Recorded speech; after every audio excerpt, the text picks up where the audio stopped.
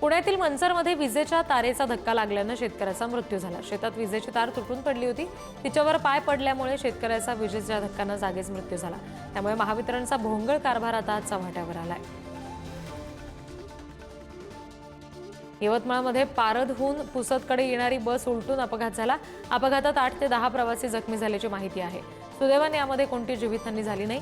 पोलिसांनी घटनास्थळी धाव घेत जखमींना रुग्णालयामध्ये पोहोचवलं आणि या मार्गावरची वाहतूक सुरळीत केली। लातूर जिल्ह्यातील अहमदपूर अंबाजोगाई महामार्गावर ट्रक, कार आणि दुचाकीचा भीषण अपघात झाला। याच्यामध्ये एकाचा जागीच मृत्यू झालाय तर एक जण जखमी आहे। जखमीवर रुग्णालयामध्ये उपचार केले जात आहेत। या घटनेमुळे परिसरात हळहळ व्यक्त होते।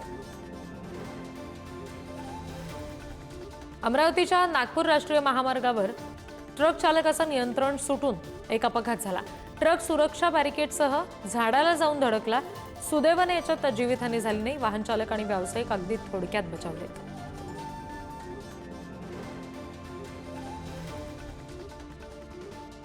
भरधाव वेगात जाणाऱ्या एका टिप्परनं 2 जणांना चिरडलं। बुलढाण्याच्या दादुलगाव बस स्थानकावर ही घटना घडली। अपघातानंतर संतप्त झालेल्या जमावानं टिप्पर जाळला। या प्रकरणामध्ये टिप्पर चालकाला पोलिसांनी ताब्यात घेतलंय।